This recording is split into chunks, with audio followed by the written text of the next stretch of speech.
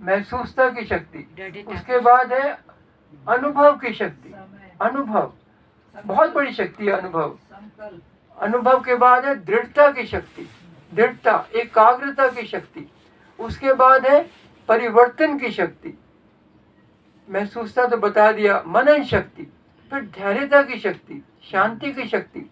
लेकिन आज जो है बाबा ने बोला है रूहानियत की शक्ति। रूहानियत की शक्ति बहुत बड़ी शक्ति है। इससे हम दूर बैठी आत्माओं को भी हम बिल्कुल समीप अनुभव कर सकते हैं, उनको भी समीपता का अनुभव करा सकते हैं। तो रूहानियत की शक्ति के बारे में बाबा ने आज बोला है। तो आज की मुरली सुनते हैं, बहुत प्यारी, बहुत मीठी मुरली, 10/1/2023 प्रातः मुरली। ओम शांति। बाप दादा मधुबन। मीठे बच्चे, ये मीठे बाबा, तुम्हारा ये मर्जीवा जन्म है। तुम ईश्वर बाप से वर्षा ले रहे हो। तुम्हें बहुत बड़ी लॉटरी मिली है। अनुभव करें, इससे बड़ी लॉटरी हो ही नहीं सकती। इसलिए अपार खुशी में रहना है। प्रश्न, अपने आप को कौन सी समझानी दो तो चिंता समाप्त हो जाएगी, गुस्सा चला जाएगा? ईश्वर के संतान। उत्तर, हम ईश्वर की संतान हैं। ये कम बात है क्या? हम ईश्वर की संतान हैं। हमें तो बाप समान मीठा बनना है। जैसे बाबा मीठे रूप से समझानी देते, गुस्सा नहीं करते, ऐसे हमें भी आपस में मीठा रहना है, लून पानी नहीं होना। क्योंकि जानते हैं जो सेकंड पास हुआ वो ड्रामा में पार्ट था। चिंता किस बात की करें? ऐसे ऐसे अपने आप को समझाओ तो चिंता खत्म हो जाएगी, गुस्सा भाग जाएगा। अभी एक पॉइंट को नोट कर लें। बाबा ने ये आज बहुत अच्छा ये हमको होमवर्क दिया है कि तुम्हें गुस्सा नहीं करना।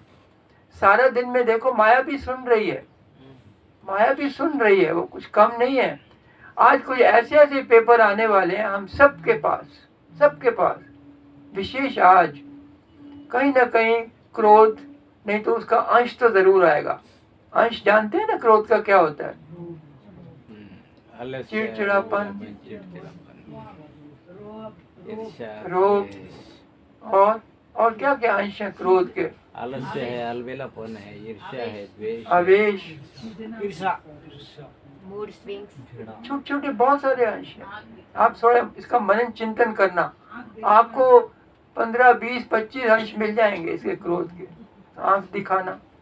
तो आज पेपर आने वाला है, सब अलर्ट हो जाओ, तैयार हो जाओ। हमें आज क्रोध नहीं करना है। बाबा के बच्चे हैं मीठे मीठे। बाबा ने हमको आज बताया है कि क्रोध का अंश भी नहीं आए। प्रॉमिस करते हैं सब, क्रोध नहीं आएगा सारा दिन। नहीं आएगा। हाँ बिल्कुल, वही समृद्धि की तो बात है। तो बिल्कुल क्रोध आज नहीं करना, चाहे कुछ भी आ जाए, कुछ भी, कोई भी गलती कर देता है, हमें क्रोध नहीं करना आज। प्रॉमिस? सब प्रॉमिस करते हैं? Yes sir. चलो, गीत यही बहार है। ओम शांति।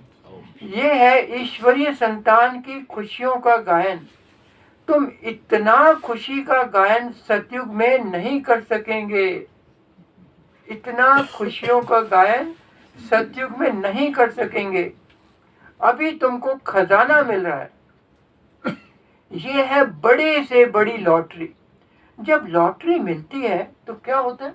खुशी होती है। खुशी होती है ना, लॉटरी मिल गई, लॉटरी मिल गई। तुम फिर इस लॉटरी से जन्म जन्मांतर स्वर्ग में सुख भोगते रहते हो। ये है तुम्हारा मरजीवा जन्म। मरजीवा किसे कहेंगे? अर्थात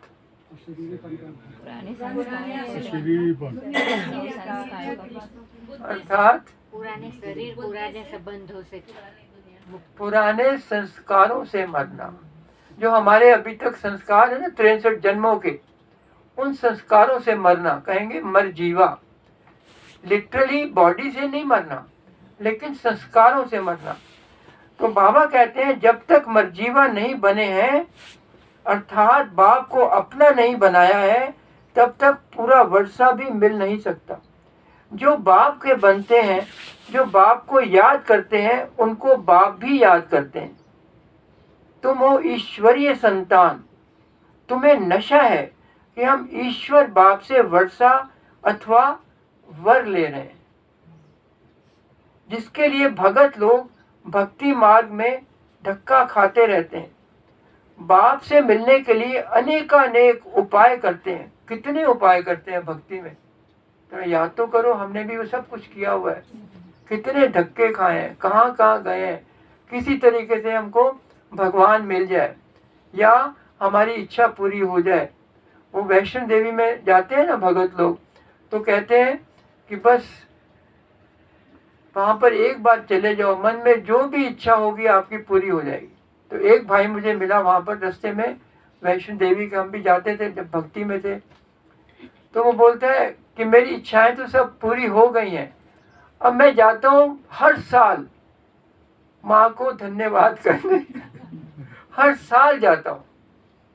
मेरी अब कोई इच्छा ही नहीं रही भक्ति में भी, अब मैं धन्यवाद करने। कितनी बड़ी बात है, कितनी बड़ी एक भावना है।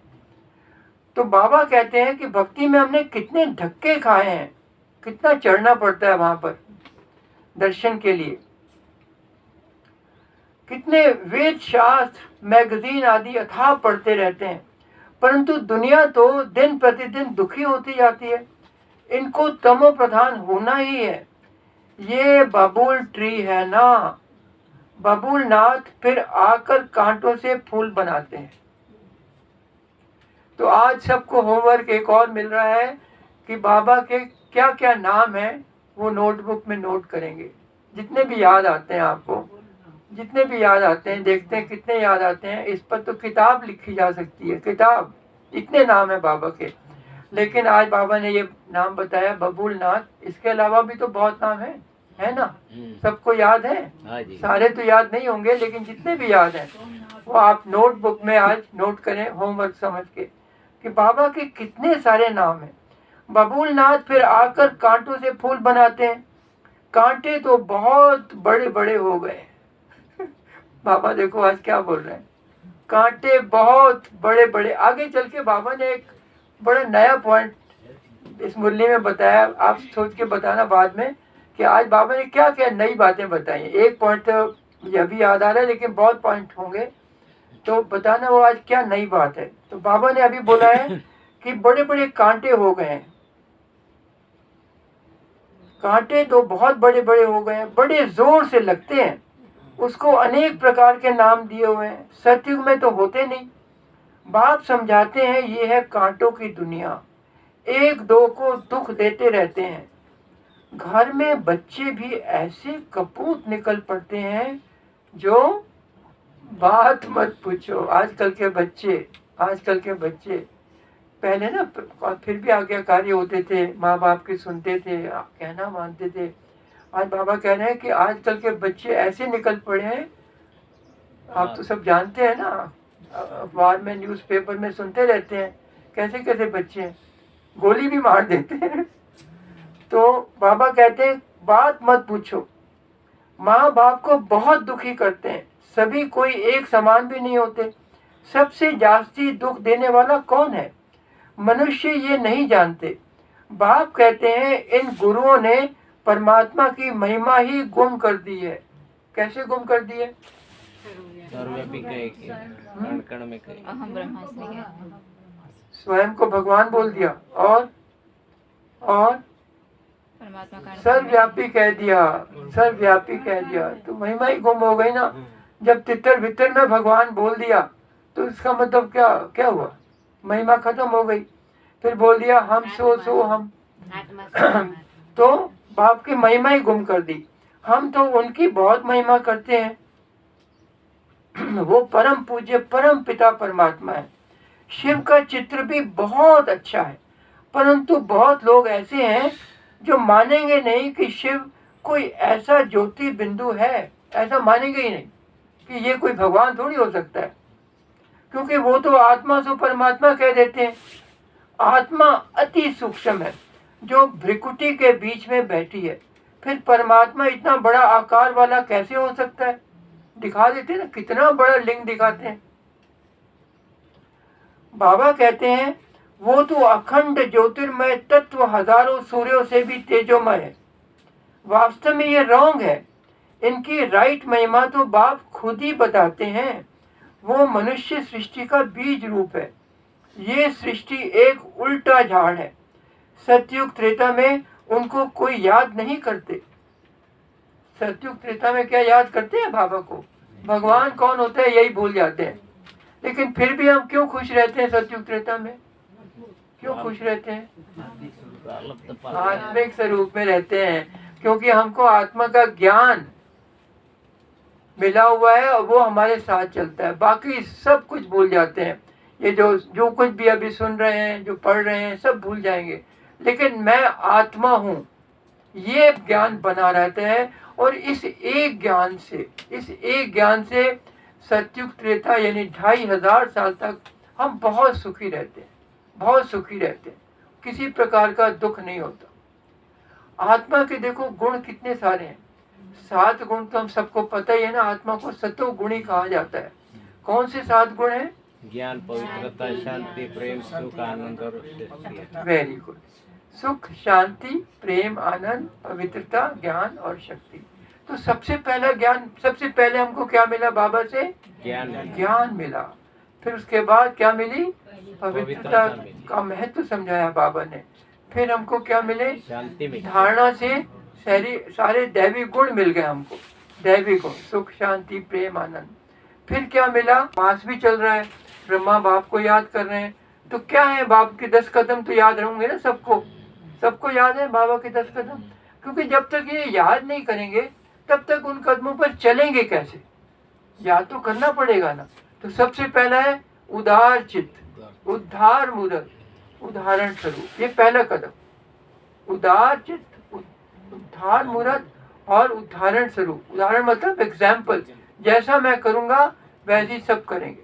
दूसरा क्या है? मास्टर, दाता, देने वाला। मुझे लेना नहीं है, देना ही लेना है। तीसरा क्या है? शुभ चिंतन संपन्न शुभ चिंतक, सबके प्रति शुभ चिंतन संपन्न शुभ चिंतक। हमारी वृत्ति में बस सबके प्रति शुभ भावना, शुभकामना हो। और फोर्थ क्या है? निमित्त, निर्माण, निर्मल, नम्रचित, सबके प्रति सम्मान। ये है हमारा ब्रह्मा बाबा का चौथा कदम। पांचवा क्या है? बेफिक्र का बादशाह। पांचवा क्या है? बेफिक्र का बादशाह। और छठा है एकांतवासी और मिलनसार का अद्भुत बैलेंस रखना है, हर एक चीज में बैलेंस। तो एकांतवासी, ये भी नहीं कि बिल्कुल एकांत में चले गए, ये भी नहीं कि बहुत मिलनसार बन गए। तो इन दोनों का बैलेंस, एकांतवासी और मिलनसार का अद्भुत बैलेंस। कितना हो गया? कितने कदम हो गए? 6 हो गए। 7वां उपराम स्थिति, इच्छा मात्रम अविद्या, नष्टो मोहा समृद्धि स्वरूप। ये है गीता का लास्ट चैप्टर, नष्टो मोहा समृद्धि स्वरूप। तो ये है 7वां कदम। 8वां कदम है अशरीरीपन का अभ्यास। बार बार पूरे दिन में कई बार, मैं अशरीरी हूँ, मैं अशरीरी हूँ, मैं आत्मा हूँ, मैं अशरीरी हूँ, शरीर नहीं हूँ। उसके बाद 9वां कदम है प्योरिटी की पर्सनैलिटी और रॉयल्टी। प्योरिटी की पर्सनैलिटी और प्योरिटी की रॉयल्टी। हमारे जीवन का महत्व ही है प्योरिटी के कारण। अगर प्योरिटी नहीं है तो हम ब्राह्मण किस काम के? ब्राह्मण कैसे? और 10वां कदम, लास्ट कदम क्या है बाबा का? जो 10 कदम बताए हैं उसमें लिखा हुआ है, लास्ट कदम है क्या है? सर्वोच्च त्यागी भी हो सकता है। सर्वोच्च त्यागी भी हो सकता है। निराकारी, निरंकारी। और कोई बताएगा? अंतिम घड़ी, हर घड़ी को अंतिम घड़ी समझना है। अंतिम घड़ी, हर घड़ी अंतिम घड़ी। एवर रेडी बनकर रहना है। कभी भी उसका बुलावा आ सकता है। तो ये 10 पड़े हैं। अभी सब पत्थर बुद्धि, पत्थर नाथ बन पड़े हैं। परंतु आया था ना उसने, नागेश भाई ने, कि हमारा हीलिंग गार्डन दुनिया के सबसे बड़े तीर्थ स्थान के बिल्कुल नजदीक है, बिल्कुल नजदीक है। ऐसा कोई सेंटर, ऐसा कोई पाठशाला कहीं दुनिया में नहीं हो सकती है क्या? कि इतने नजदीक, दुनिया के सबसे बड़े तीर्थ स्थान के बिल्कुल नजदीक। ये तो बहुत ही भाग्य की बात है, बहुत ही भाग्य की बात है। पूरी वाइब्रेशंस वहाँ की यहाँ पर आ रही हैं और यहाँ से पूरी दुनिया में जा रही हैं। क्या भाग्य पाया है कि हम यहाँ पर बैठे हैं। ये तो नशा होना ही चाहिए। तो बाबा कहते हैं ये सबसे बड़ा कुछ गुण बाबा ने दिए हैं, वैल्यूज के गुण। वो हमारे वैल्यूज के गुण कौन से हैं? जो हमारे जीवन रक्षक हैं, जीवन रक्षक। तो हम ये जानेंगे कि परमात्मा के लिए क्या कहेंगे, परमात्मा में हमें क्या होना चाहिए। परमात्मा में के बाद आप फिल इन द ब्लैंक्स। परमात्मा में निश्चय, आत्मा में क्या होना चाहिए? दृढ़ता, आत्मा में दृढ़ता, परमात्मा में निश्चय, आत्मा में दृढ़ता। उसके बाद आ जाइए हमारा क्या आना चाहिए? संकल्पों में क्या होना चाहिए? शुद्धि। संकल्प कैसे होने चाहिए? श्रेष्ठ। श्रेष्ठ। संकल्प श्रेष्ठ होनी चाहिए। वाणी कैसी होनी चाहिए? मधुर। उसके बाद कर्म कैसे होने चाहिए? श्रेष्ठ। योग्य कर्म कैसे? श्रेष्ठ तो है ही है। और योग्य कर्म में प्रवीणता होनी चाहिए। प्रवीणता मतलब कुशल होने चाहिए। कुशल, हमारे जो हर कर्म में प्रवीणता, जिसको बोलते हैं सर्व कला के साथ संपन्न होने चाहिए। तो ये जो है ना, अभी चलन की बात करें तो चलन में उदारता होनी चाहिए। सेवा में क्या होना चाहिए? सेवा में क्या होनी चाहिए? एवरेडी कोई बता सकता है? नम्रता। सेवा में नम्रता, चलन में उदारता। तो ये दैवी, ये जो गुण जो है हमारे बहुत बड़े मूल्य हैं। तो बाबा कहते हैं अपनी चल बात बताइए। क्या बताया? सम्मुख सुनना नंबर 1, टेप से सुनना नंबर 2, मुरली से पढ़ना नंबर 3, और मुरली से भी ना पढ़ना नंबर 4 दो ही नंबर नहीं। तमो तो कहेंगे नहीं, टेप से हूँ बहु आती है। अच्छा, बाप दादा चल दिए वतन को से हाथ थाली भोग की, हम चल दिए वतन को से हाथ थाली भोग की।